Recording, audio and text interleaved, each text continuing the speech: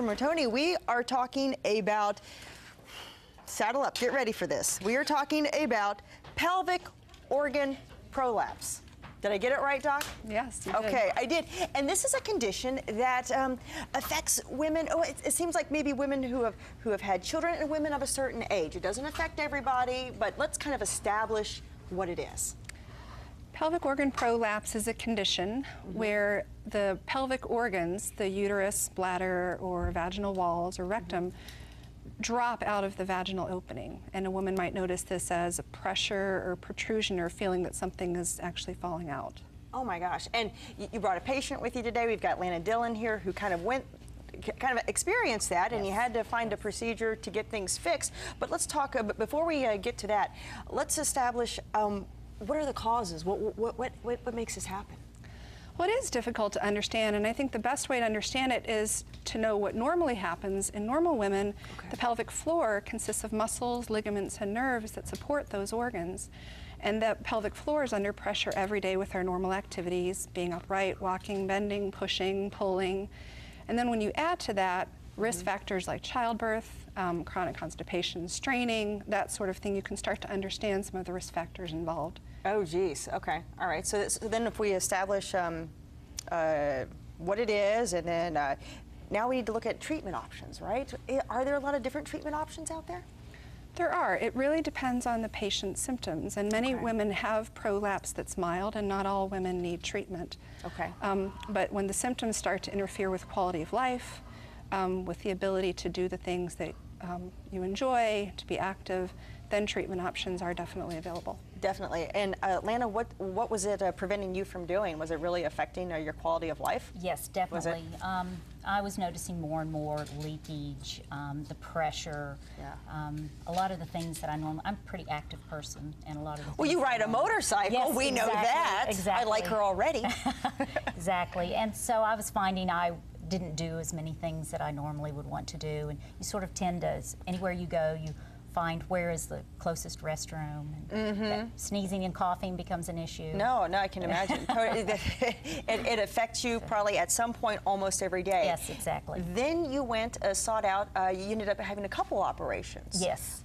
I had one procedure, the normal procedure, normal incision.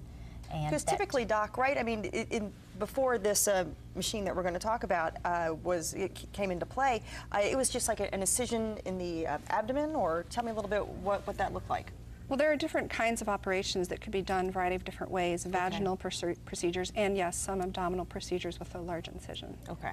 Which obviously more invasive, and that's not always, you know, if we can make it less invasive, that's always the preference. Correct. And that's where Da Vinci comes in, right? Right. So what Mrs. Dillion is alluding to is that many women go through surgery for prolapse, and the repair may fail because those risk factors are still there. And so what we sometimes do in surgery is we need to try to address the risk factors to make the chances for success as high as we can. And sometimes that means we use materials such as synthetic mesh in the repair to compensate for the weakening that the patient has in her tissues.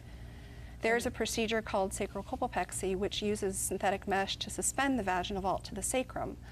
And with the Da Vinci technology, we can do that procedure exactly the same as we would open, but in a way that's much less invasive to the patient. It looks really cool, too. I mean, we've got some shots that we're seeing. I can see where that is much less invasive, and that means a lot of things too. It means less risk, and it means you're back on your feet a lot quicker absolutely. too, right? It was much better. What was your downtime like? Probably 2-3 weeks instead of the normal 6 weeks, 6 to 8 weeks with the other procedure. And how are you doing now? Oh, wonderful. Really? It's been several years now, and I'm great. Now, have you gotten your motorcycle out yet this year? Not yet this year, but I'm keeping my fingers crossed for this weekend. Me too. Well, although I'm going to be moving, and I'm not sure my bike's going to start. I didn't put a tender on it, so the battery might be dead. But anyway, Doctor, if people want more information, obviously they can go to the Community Health Network website, and so there's probably a big old spread about this, right? Absolutely, there is. I think talking to other people, we typically find out how common it is and how many women want to talk about it that don't talk about it, but also at Community, we have a full range of treatment options for women with this condition, and we need to talk and find out what's right for you. I can imagine it's something that most women aren't always comfortable talking about.